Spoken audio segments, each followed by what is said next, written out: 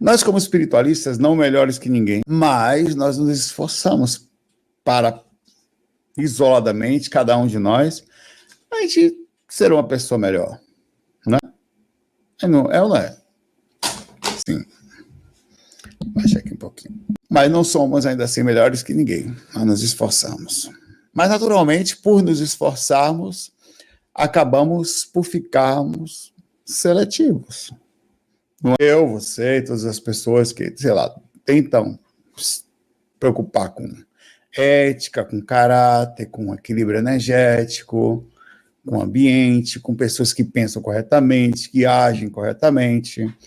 E que cada uma dessas coisas aqui vai criando um filtro. E com isso, menos pessoas vão. Quando você for ver, dentro desse mundo que a gente está aí afora, você vai diminuindo isso a um patamar dificílimo, sem contar outros fatores.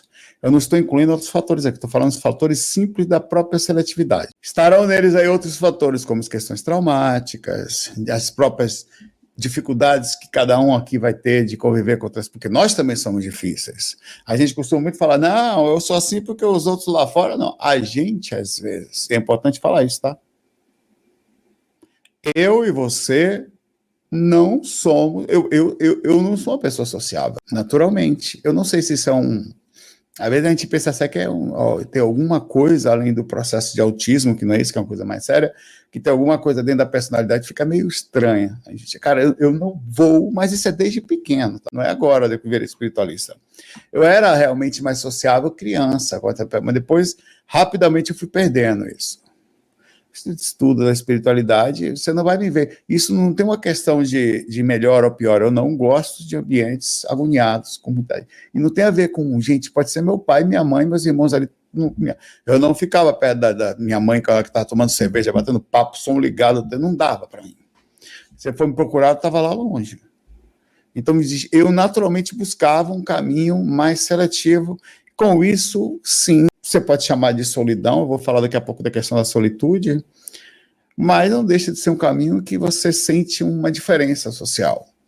E, às vezes, jovens, imaturos, nós nos sujeitamos para não ficarmos sós, para sermos socialmente aceitos, a sermos o que nós não somos. Às vezes fazer brincadeiras, sei lá, fazer o que todo mundo faz, seguir a boiada, aí tipo, né, mas não estivesse fazendo, sei lá, vestir do mesmo jeito, falar da mesma forma, fazer piadas do mesmo jeito, das mesmas coisas.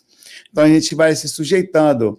Mas quando você vai começando a ganhar personalidade, a gente já não consegue fazer isso mais. Não tem mais nem saco para fazer isso. Não vou me sujeitar mais, me desdobrar mais para ser igual aos outros. Qual é a consequência? Isolamento. Porque é assim que é. Quem é que quer sair com uma pessoa que não bebe? Ou que tem outros conceitos sobre sistemas energéticos, chakras? Quem é que quer ir no Instagram? Isso acontece comigo. Sou super bem visto na faculdade, cara engraçado e tal, mas na hora do vamos ver, todo mundo sabe, esse cara tem meu Instagram, são gente boa. Eu sou um cara diferente, velho. Mas Instagram é coisa sobre espiritualidade, de vez em quando eu posto os meus stories lá, são os links para os meus vídeos. Pô, isso não bate com quase ninguém, velho. Na hora do vamos ver, as galera vai e encontra lá e eu não reclamo, não. Isso faz parte. Eventualmente, fim de semana, tá lá 10, 4, 8, os caras tudo unido lá, e eu não apareço, nem me chamam, porque é natural isso. O cara é de outra vibe, velho. Sei lá, não tem a ver com a gente. E faz parte, até eu entendo que eu também não ia.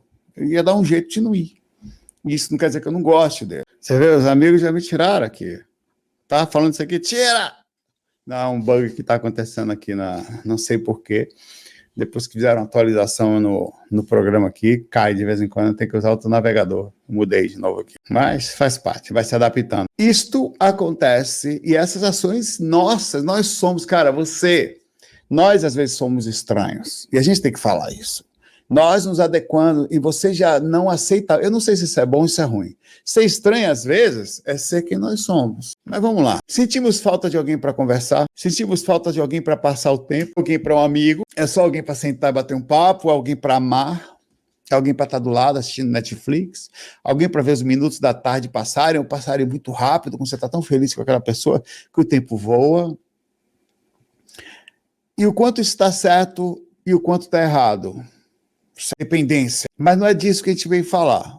a gente vai falar sobre a sensação fato de estarmos sozinhos. E é importante que a gente fale sobre isso, porque a gente realmente busca, nós temos naturalmente essa solitude, mas tem pessoas que você gosta de ficar perto. Tem pessoas que você até quer. Aliás, muitas vezes nós estamos sós por não termos encontrado amigos e as pessoas às quais nós queremos ficar perto. Seriam aquelas que, dentro do nosso universo de Bob, a gente conseguiria encontrar. Eu falei, essa dá. Mas solidão não é só amor de paixão, ou de agarrar, ou de estar do lado, não. Enquete. Não minta, não. Não minta. Aliás, é uma pergunta que você não sabe responder, mas muitos vão falar a verdade, outros vão dizer que não. Tem uma certa plenitude inconsciente sobre, não, eu sou espiritualista. Você se sente sozinho? Eu fiquei sozinho um tempo, alguns momentos da minha vida. Uma fase em Salvador, acho que fiquei por uns 3 anos, não é muito, mas fiquei na música, era super seletivo, e não faltava oportunidades, eu não queria, por causa da música. A música, na verdade, ela é uma ilusão que faz com que essas oportunidades, entre aspas, não faltem. E eu não buscava isso, acabei ficando extremamente seletivo. E digo, existia uma falta sobre alguma coisa, sempre existiu em mim. Eu sempre fui uma pessoa que... Eu nunca, apesar de gostar de ficar muito comigo, eu nunca fui autossuficiente, nem no meu ego e nem nada. Por exemplo, eu estou aqui falando, às vezes, em mil e poucas pessoas, eu não me sinto especial, nem melhor, nada. Tem horas que eu estou no canto ali, que eu não sei o que nada levanta, é meu estado de ser humano, minha régua não mede pelo externo, eu vou para dentro de mim aqui, é o meu mundo, e o resto deixa de existir. Sou eu, Roberto Carlos é Baleia, e a sensação verdadeira, às vezes, de sei quando eu estou pleno e sei quando às vezes anoitece, você está no canto e você fala, caramba, velho, sei lá, vai tirar uma foto do horizonte, você vai no lugar e fala, massa, eu viajei algumas vezes sozinho, inclusive senti coisas legais estando só, algumas vezes não tanto.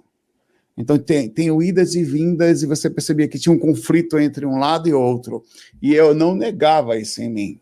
Eu até ficava em estado de análise para que isso não se transformasse, e muitas vezes aconteceu, num estado de carência, eu não me observasse corretamente. Por isso que muitos seres humanos se acham autossuficientes, não são, ou enganam-se. Tem alguns tipos de solidão que nós vamos conversar agora. Quais seriam esses tipos? Você tem a solidão paranoide. Você ouviu falar disso? Ela é definida pela Marilyn Klein.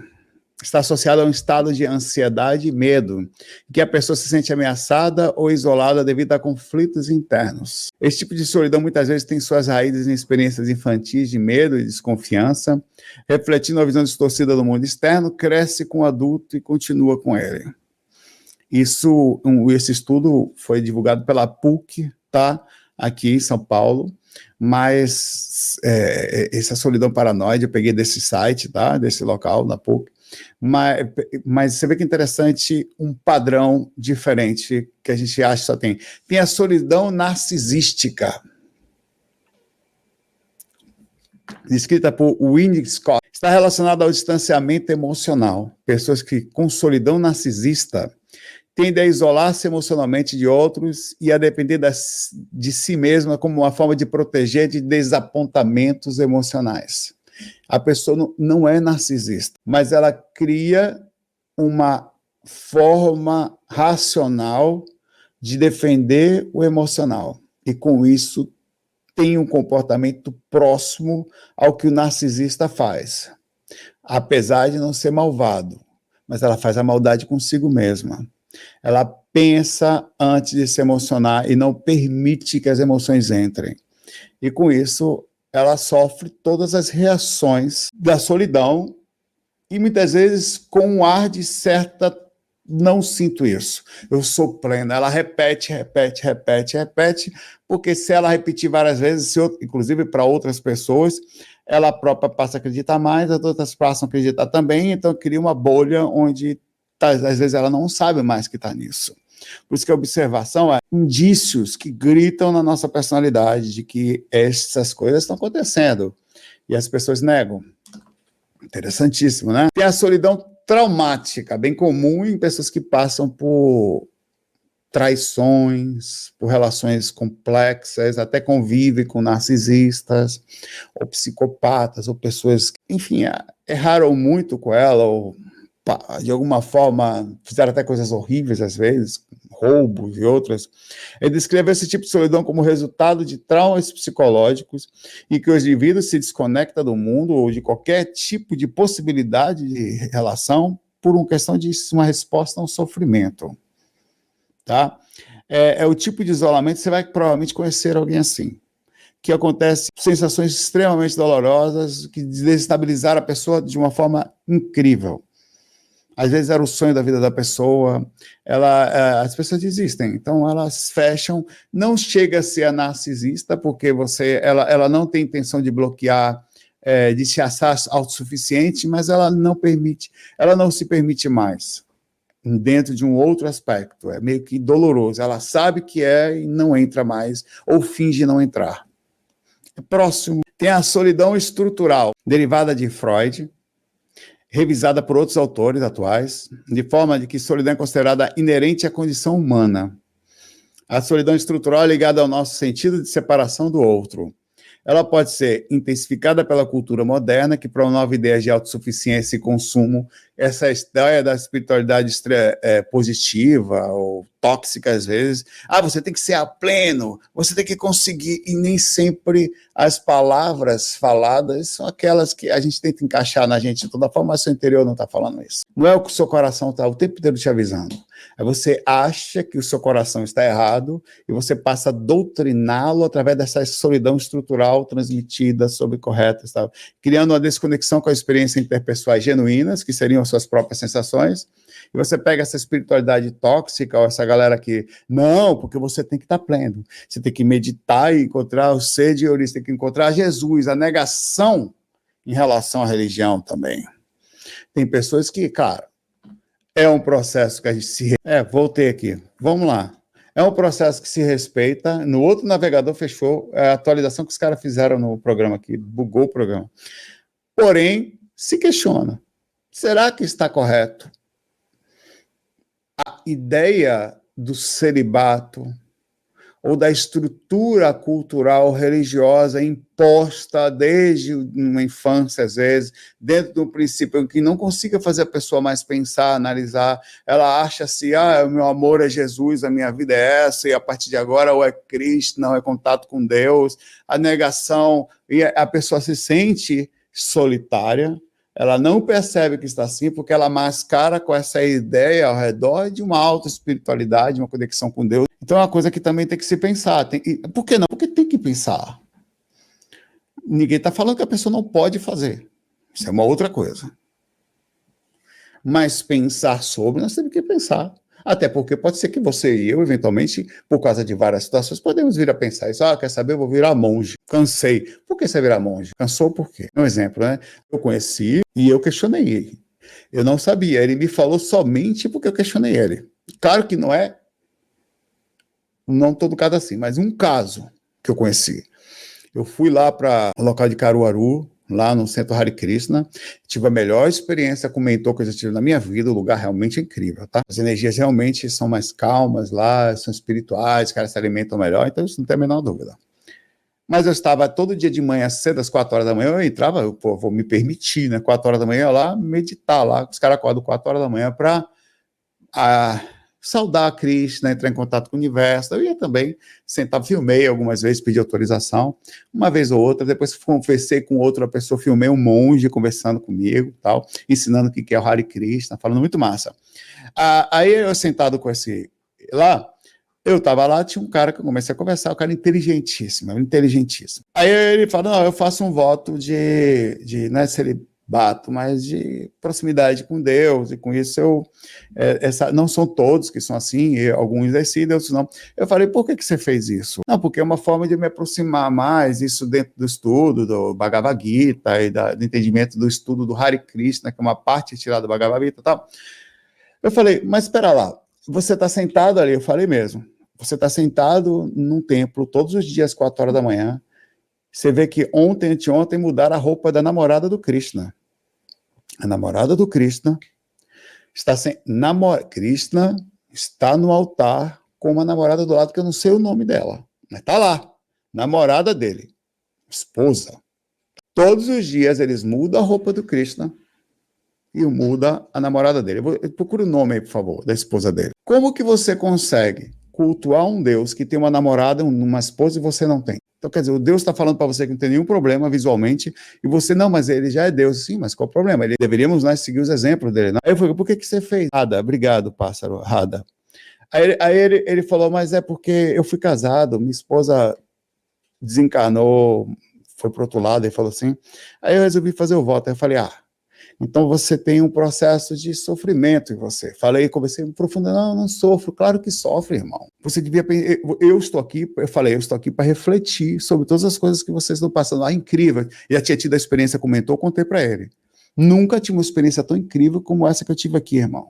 O lugar é incrível, eu estou disposto a estar errado. Falei para ele, estou disposto. Chega a mostrar para mim por A mais B, mas até agora nada faz sentido.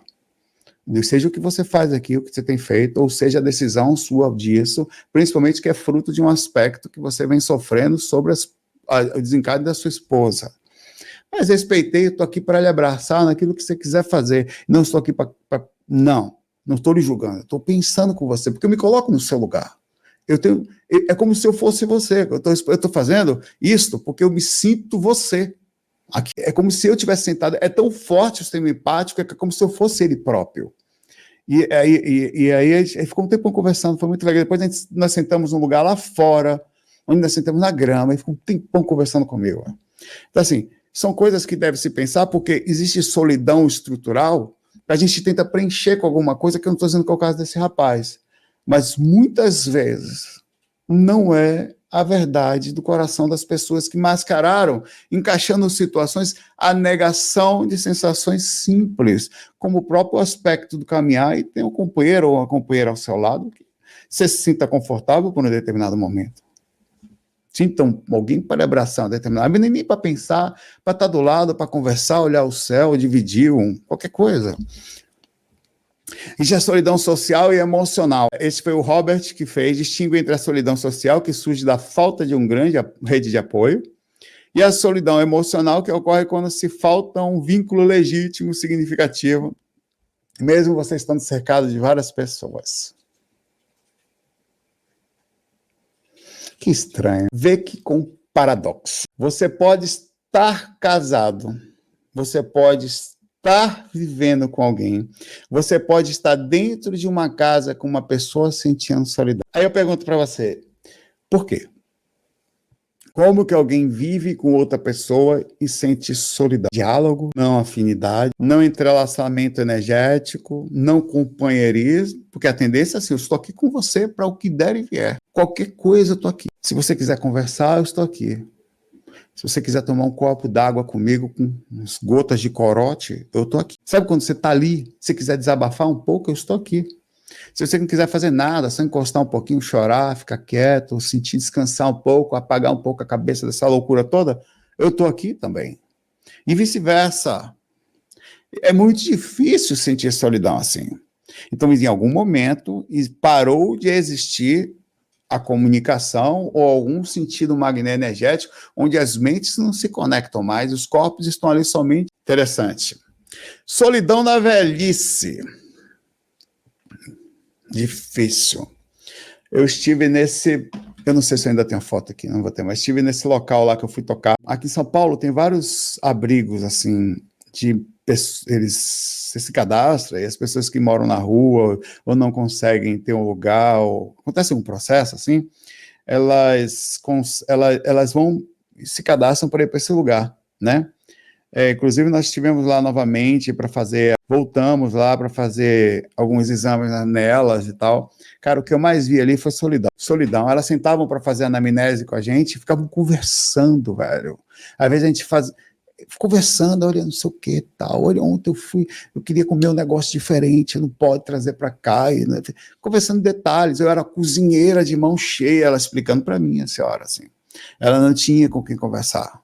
E a necessidade de conversar dela era uma coisa tão incrível que eu dava atenção. Tinha outra pessoa que estava num estado de depressão profunda. Eu comecei a conversar com ela, só conversar. Mas eu tentava, entre a conversa, pedir aos mentores se uma energia, alguma situação pudesse ser feita, né, que aproveitasse o momento. Ela explicando para mim, então, por que você teve? Poxa, eu não sei o que, eu morava na rua, meu namorado, marido tal, tá mexendo com crack, aí não dava mais, eu fugi, aí ela tá cheia de problema de saúde, eu batendo papo ali com ela, na atenção, dei uma tensão danada para ela, só conversar, e ela saiu melhor dali. Numa conversa, alguém que ouviu só. Parece que ela chegou sem brilho nos olhos e saiu com os olhos diferentes. Então você vê que interessante. Estudo com idosas mostram que a solidão pode ser vivida de maneiras muito diferentes. Muitas famílias sequer vão visitar várias das senhoras que nós atendemos. Nem aparece. Para algumas, a solidão está associada a sentimentos de desamparo, perda, todas elas têm história, normalmente viúvas, enquanto outras veem esses momentos como oportunidades para reflexão e crescimento espiritual, mas o sofrimento ali é estampado. Muitas dessas pessoas tiveram muita coisa na vida, de repente estão ali com a sensação de final de vida, dormindo numa cama, num abrigo, sem nada. Sem ninguém para visitar, sem ninguém para ver. O que revela uma sensação interessante e totalmente diferente sobre a questão do envelhecimento e o abandono da sociedade, dos jovens, o que é a ilusão da vida, é uma coisa muito interessante. E essa solidão é verdadeira. Isso acontece muito, a falta de vários aspectos, conversa, alguém para estar do lado, alguém para dar atenção, às vezes, e aí, como é que está fazendo, que está bem, para sentar um pouco, fazer esse intermédio, eles têm tanto a oferecer, né? Tanto conhecimento a oferecer, tanta informação que a gente ignora isso. Acho que tem um processo cultural também nosso aqui. Nós damos pouco valor culturalmente à questão da melhor idade, chamada até. A solidão existencial que a gente finaliza antes de continuarmos aqui, que é explorada por vários livros, inclusive o George Orwell fala que essa solidão está ligada à percepção da própria situação em relação à vida.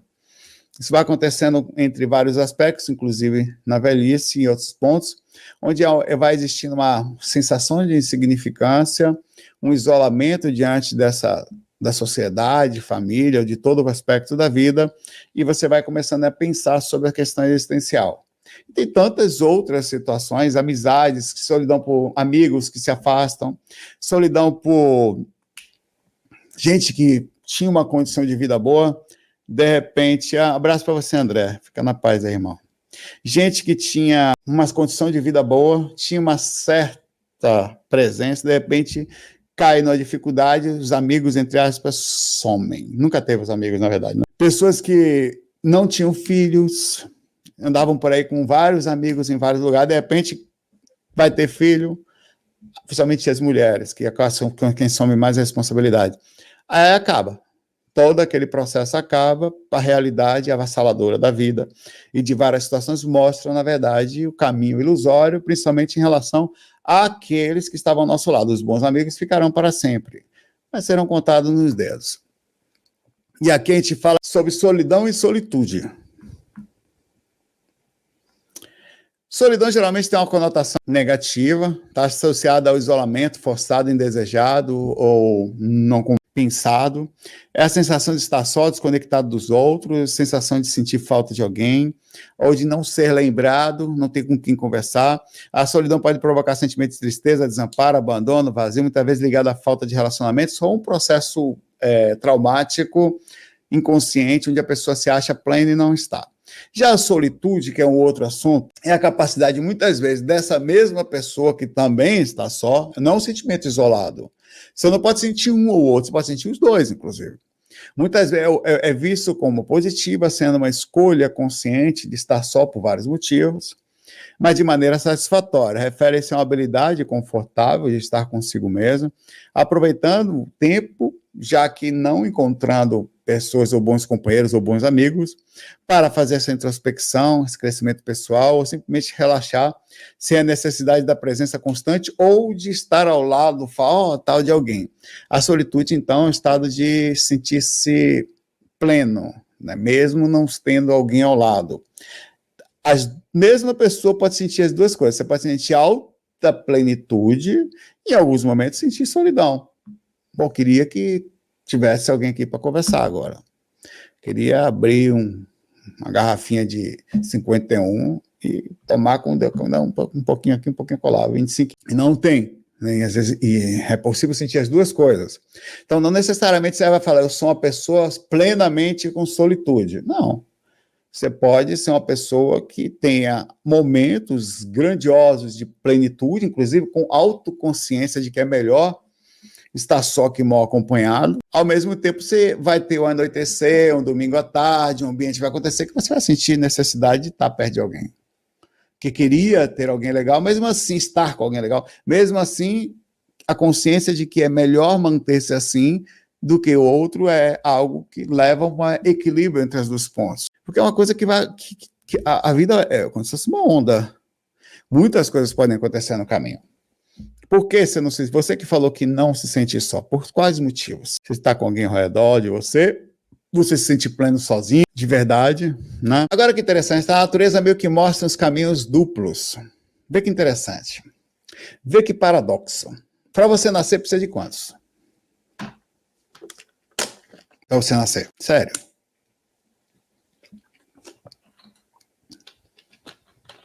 Dois. Pode ser que não sejam dois separados, mas você precisa de duas pessoas, né? No sentido normal. Mas você nasce sozinho ou você nasce com alguém do lado? Normalmente são duas pessoas que fazem uma tríade, uma trindade, né? E você vem sozinho. Vê que interessante. Existe a união para fazer a chegada de alguém sozinho. Que no meio do caminho, ele nasce sozinho, dependente 100% daqueles que, pelo menos, pode até não acontecer, tá? Em vias de exceções. Em vias comuns, um bebê que acaba de nascer precisa de seres que cuidem dele. Que vão dar uma força, educar, naquela fase inicial, preparar para o mundo, alimentar, cuidar das fraldas e tudo mais. E em algum momento, no sentido normal da vida, você vai se desprender e vai começar a andar só. E vai buscar o seu próprio caminho. Outras pessoas dando espaço a outros seres que também chegarão sozinhos. Vê que paradoxo esse negócio da vida. E se você der sorte, no final da sua vida, bem velhinho, você vai precisar de alguém. Por que eu digo que você der sorte? Porque nem todo mundo chega lá. Em algum momento você já não vai ter força física, é estranho pensar isso. Para andar sozinho, os riscos de algumas situações de você ficar sozinho começam a ficar evidentes. Você não pode ficar tanto tempo, pode ser que você não consiga mais andar, que pode cair no meio da casa, em algum lugar, e ninguém vê. Uma boa parte das desencarnes de pessoas idosas são encontradas no apartamento, em algum lugar, e ali, às vezes, por um bom tempo ali, que teve um processo. Então, vê que interessante é o paradoxo de você chega sozinho, mas precisa de alguém para cuidar de você até uma fase. De repente, você empina a cabeça, anda durante a vida, faz a trindade de novo, fazendo com que outros cheguem sozinhos aqui. Aí você chega no final da vida, por mais que você ache que você ande, você vai precisar novamente de alguém. O que a vida quer nos falar com isso? Que os dois caminhos são importantes. Com o equilíbrio entre o convívio e o entendimento que nós somos seres viajantes, está com a gente. E que significa dizer que a gente tem que aprender a andar junto e entender, às vezes, que o caminho vai ser solitário, muitas vezes. E ser solitário não necessariamente pode ser totalmente ruim, mas faz parte do sistema. É difícil pensar isso, né? É difícil verificar. Por que eu estou falando isso? Porque eu acho que as coisas mais simples já estão na nossa frente. Só que às vezes a gente vai muito longe para ver o mais simples. A vida já nos mostra que é isso. Alguns impactos psicológicos e emocionais da solidão. Um efeito comum da solidão prolongada é o isolamento social. A pessoa vai se sentindo desconectada, muitas vezes acaba se retraindo nos contatos sociais, e isso vai causando reações bem profundas. Ela pode gerar uma sensação de não pertencimento. O que falta com isso, vindo a não trazer ela alguns outros propósitos de vida. Esse tipo de solidão, conhecida como solidão existencial também, ela é devastadora porque questiona a própria razão do ser da pessoa, levando a um sentimento profundo de desamparo. Muitas sensações de depressão, depressões após uma certa idade, estão ligadas à questão de sensação de solidão, de não atenção, de abandono, de a pessoa naturalmente perde a fé nas outras pessoas, ela perde a fé na própria vida, porque não pareceu estar existindo uma empatia em relação a ela, então naturalmente ela perde empatia em relação ao mundo. É muito estranho, profundo isso. As consequências físicas, eu queria falar uma coisa muito interessante para você. Eu fiz um estudo E achei muito interessante isso. Os impactos da solidão não se limitam só ao campo emocional. Ela também gera um estresse crônico, uma reação orgânica característica ao que está acontecendo no emocional. Níveis de cortisol no corpo eleva, ajudando o sistema imunológico a não funcionar. Quanto mais cortisol no sistema nosso, inclusive é usado muitas vezes para diminuir as ações do sistema imunológico, menor é a sua defesa. Também tem o risco de outras situações, vê que interessante, você fica em estado de alta pressão, então pessoas que estão mais solitárias costumam ter pressão alta. Agora, olha que interessante, elas costumam ter diabetes tipo 2 mais facilmente.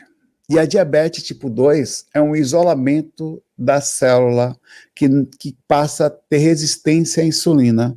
E mesmo com todas as situações, já falei isso várias vezes, tá?